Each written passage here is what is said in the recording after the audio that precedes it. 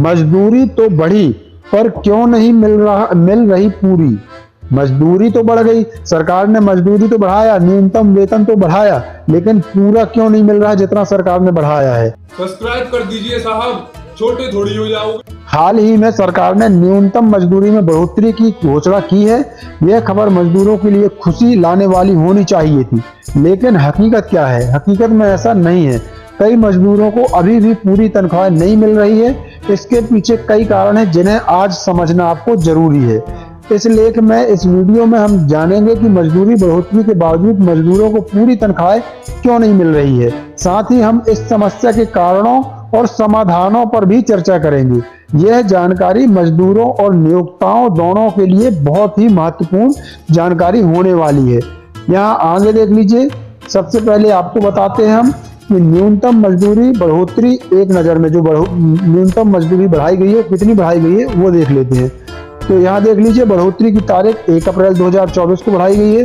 केंद्रीय क्षेत्र के लिए न्यूनतम मजदूरी 438 रुपये प्रतिदिन, अकुशल श्रमिकों के लिए न्यूनतम मजदूरी 350 रुपये प्रतिदिन, अर्धकुशल श्रमिकों के लिए न्यूनतम मजदूरी 437 रुपये प्रतिदिन और कुशल श्रमिकों के लिए न्यूनतम मजदूरी 523 रुपये प्रतिदिन जो है बढ़ाई गई है। तो यहाँ पर आप देख सकते हैं हम, और यहाँ पर अति कुशल श्रमिकों के लिए न्यूनतम मजदूरी 610 रुपये प्रतिदिन। और लागू होने वाले कौन से क्षेत्र हैं? ये केंद्र सरकार के अधीन आने वाले सभी क्षेत्र। लेकिन साथियों, यहाँ बात केंद्र या राज्य सरकार की नहीं है। चाहे वो केंद्र की बात हो या राज्य की बात हो, हमारे आउटसोर्स कर्मचारी भाइयों को, हमारे श्रमिकों को पूरा वेतन नहीं मिलता जितना सरकार बताती है। चलिए आगे जानते हैं, चाहे आप राज्य के हो या केंद्र के हो, क्यों नहीं मिलता आपको उतना वेतन और आप क्या कर सकते हैं इसके लिए। यहाँ देखिए, सबसे पहले मजदूरी बढ़ोतरी का महत्व। तो न्यूनतम मजदूरी में बढ़ोतरी एक महत्वपूर्ण कदम है। इसके कई फायदे भी हैं। वो फायदे क्या क्या हैं वो देख लीजिए। मजदूरों की आय में वृद्धि होती है, जीवन स्तर में सुधार आता है, गरीबी उन्मूलन में मदद होती है, अर्थव्यवस्था को गति मिलती है। लेकिन सवाल यह है कि क्या यह बढ़ोतरी वास्तव में मजदूरों तक पहुंच पा रही है? सवाल सबसे बड़ा यही है। क्यों नहीं मिल रही पूरी मजदूरी? मजदूरी बढ़ोतरी के बावजूद कई मजदूरों को पूरी तनख्वाहें नहीं मिल रही है। इसके पीछे के कई कारण हैं। सबसे पहला कारण है नियमों का पालन न करना। कई नियोक्ता यानी कि कई कंपनियां, कई ठेकेदार न्यूनतम मजदूरी के नियमों का पालन नहीं करते। वे कम मजदूरी देकर अपना फायदा देखते हैं, जबकि यह गैर कानूनी है, लेकिन फिर भी ये होता है। अब यहाँ पर अगला कारण देख सकते हैं, श्रम कानूनों का कमजोर क्रियान्वयन। तो श्रम कानूनों को लागू करने में कई बार कमी रह जाती है। इसके कई कारण भी है, जैसे श्रम विभाग में कर्मचारियों की कमी, दूसरा कारण है भ्रष्टाचार और तीसरा कारण है जटिल कानूनी प्रक्रिया। तो ये कारण भी इसमें हो जाते हैं कि जो मजदूरों तक पूरे तनख्वाह नहीं पहुंचती, पूरा वेतन नहीं पहुंचता, उसके कुछ कारण रहते हैं। फिर है अगला आर्थिक दबाव। कुछ छोटे व्यवसाय बढ़ी हुई मजदूरी देने में असमर्थ होते हैं। वे अपने खर्चे कम करने के लिए मजदूरों को कम भुगतान करते हैं। ये भी एक कारण रहता है। मजदूरी बढ़ोतरी का असर अलग अलग क्षेत्रों पर अलग अलग पड़ता है। अब यहाँ पर देख लीजिए, उद्योगों पर इसका क्या प्रभाव पड़ता है यदि मजदूरी बढ़ाई जाती है तो।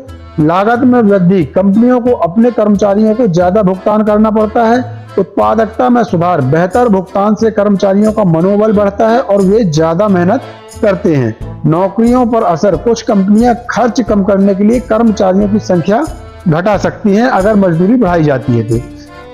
अर्थव्यवस्था पर इसका क्या प्रभाव पड़ता है? अगर आउटसोर्स कर्मचारियों का वेतन बढ़ता है जब, तो अर्थव्यवस्था पर इसका क्या प्रभाव पड़ता है? तो देखें हम, मांग में वृद्धि।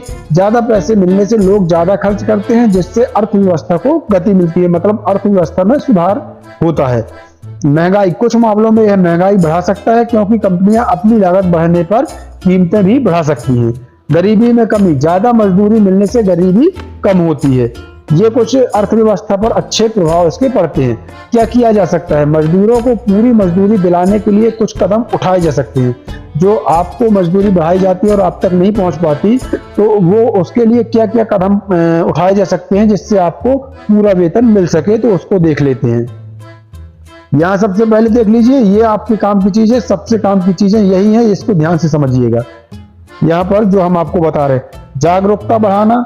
मजदूरों को उनके अधिकारों के बारे में जागरूक करना बहुत जरूरी है। इसके लिए श्रम विभाग द्वारा जागरूकता अभियान चलाना चाहिए, मीडिया का उपयोग करना चाहिए, स्कूलों और कॉलेजों में श्रम कानूनों की शिक्षा देना चाहिए, कानूनों को सख्त क्रियान्वयन, श्रम कानूनों को सख्ती से लागू करना चाहिए। अभी जो ढील ढपाल चलता है ना कि कोई भी कंपनी कितना भी वेतन दे दे, कोई कार्रवाई नहीं होती, तो उसको श्रम कानूनों को सख्ती से लागू करना चाहिए। श्रम विभाग को मजबूत करना चाहिए, नियमित निरीक्षण करना चाहिए। नियमित निरीक्षण मतलब समय समय पर ये निरीक्षण करना चाहिए कि आउटसोर्स कर्मचारियों को, श्रमिकों को पूरा वेतन मिल रहा है या नहीं, ये सरकार को करना चाहिए। उल्लंघन करने वालों पर कड़ी कार्रवाई भी होनी चाहिए। अगर जो कंपनी या ठेकेदार इसका पालन नहीं करते, उन पर कड़ी कार्रवाई होना चाहिए। डिजिटल भुगतान को बढ़ावा, मजदूरी का भुगतान बैंक खातों के माध्यम से करने से पारदर्शिता बढ़ेगी, इससे कम भुगतान की समस्या भी कम होगी। यहाँ पर देखिए और आगे कुछ उपाय दिए गए हैं। शिकायत निवारण तंत्र, मजदूरों के लिए एक सरल और प्रभावी शिकायत निवारण तंत्र होना चाहिए, इससे वे आसानी से अपनी समस्याएं बता सकें। मान लो किसी आउटसोर्स कर्मचारी या श्रमिकों को कम वेतन मिल रहा है, तो उस शिकायत कहाँ करें, इसके लिए सरकार को एक सरल और प्रभावी शिकायत निवारण तंत्र बनाना चाहिए, या एक हेल्पलाइन नंबर जारी करना चाहिए, या एक विभाग अलग से इसके लिए बनाना चाहिए। अगला है नियोक्ताओं को प्रोत्साहन, जो नियोक्ता नियमों का पालन करते हैं उन्हें प्रोत्साहन दिया जा सकता है। मतलब जो कंपनी या जो ठेकेदार बराबर आउटसोर्स कर्मचारियों को वेतन दे रहे हैं, उनकी कोई कटौती नहीं कर रहे, ऐसे ठेकेदार या ऐसे कंपनियों को सरकार को जो है प्रोत्साहन देना चाहिए। कुछ इनको उपहार सरकार को देना चाहिए, जैसे कि टैक्स में छूट दे देनी चाहिए ऐसी कंपनियों को। और दूसरा, सरकारी योजनाओं में प्राथमिकता भी इन कंपनियों को देना चाहिए जो अपने आउटसोर्स कर्मचारियों को बिल्कुल वेतन कम नहीं देते, पूरा वेतन देते हैं। उन कंपनियों को टैक्स में छूट और सरकारी योजनाओं में प्राथमिकता देना चाहिए। मजदूरी बढ़ोतरी का भविष्य, आने वाले समय में मजदूरी बढ़ोतरी के कुछ रुझान दिख रहे हैं। नियमित परीक्षा, सरकार नियमित रूप से न्यूनतम मजदूरी की समीक्षा कर रही है, इससे मजदूरी में समय समय पर बढ़ोतरी होती रहेगी। क्षेत्रीय असमानता कम होना, अलग अलग राज्यों में मजदूरी की दरों में अंतर है, भविष्य में यह अंतर कम हो सकता है। सरकार इस क्षेत्र में जो है काम कर रही है, तो ये आउटसोर्स कर्मचारियों के लिए अच्छी बात है। अब यहाँ हम देखते हैं, यहाँ पर अगर हम देखें, कौशल आधारित मजदूरी, कुशल श्रमिकों की मांग बढ़ने से उनकी मजदूरी में और वृद्धि हो सकती है। सामाजिक सुरक्षा का विस्तार, मजदूरी के साथ साथ अन्य लाभ जैसे बीमा, पेंशन आदि पर भी ध्यान दिया जाएगा। तकनीक का प्रभाव, डिजिटल भुगतान और ऑनलाइन श्रम बाजार से मजदूरी भुगतान में पारदर्शिता बढ़ेगी। तो ये कुछ कदम सरकार आने वाले समय में उठा सकती है, इन पर विचार सरकार कर रही है। अब यहाँ देख लीजिए मजदूरों के लिए क्या सुझाव है। अगर आप एक मजदूर हैं तो आप अपने अधिकारों की रक्षा करने के लिए कुछ कदम उठा सकते हैं। यदि आप एक आउटसोर्स कर्मचारी हैं या एक श्रमिक है, तो फिर आप अपने अधिकारों की रक्षा करने के लिए क्या क्या कदम उठा सकते हैं वो देख लीजिए। अपने अधिकार जानें, न्यूनतम मजदूरी की दर और अन्य श्रम कानूनों के बारे में जानकारी रखें। लिखित अनुबंध, हमेशा लिखित में रोजगार अनुबंध लें जिसमें मजदूरी की दर स्पष्ट लिखी हो। रिकॉर्ड रखें, अपने काम के घंटों और मिली मजदूरी का रिकॉर्ड रखें। शिकायत करें, अगर आपको कम भुगतान किया जा रहा है तो श्रम विभाग में आप शिकायत करें। संगठित हो, श्रमिक संघ या समूह बनाएं, इससे आपकी आवाज मजबूत होगी। जो कि आपका संगठन बना हुआ है वो अच्छी चीज है, लेकिन अगर आपको कम मजदूरी मिल रही है तो आप यहाँ पर देख सकते हैं कि आप जो है श्रम विभाग में जो है इसकी शिकायत कर सकते हैं कि आपको कम मजदूरी मिल रही है। आगे देख लीजिए, कंपनियों के लिए क्या सुझाव है, नियोक्ताओं के लिए सुझाव।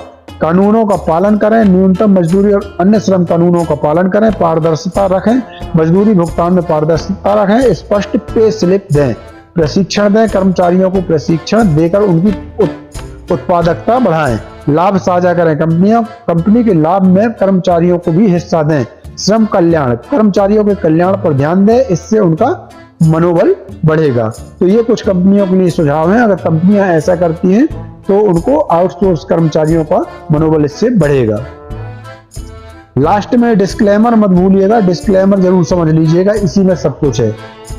तो यह लेख सामान्य जानकारी के लिए है। हालांकि न्यूनतम मजदूरी बढ़ोतरी एक वास्तविक नीति है लेकिन इसका क्रियान्वयन अलग अलग जगहों पर अलग अलग हो सकता है। कई मजदूरों को अभी भी पूरी मजदूरी नहीं मिल रही, जो एक गंभीर समस्या है।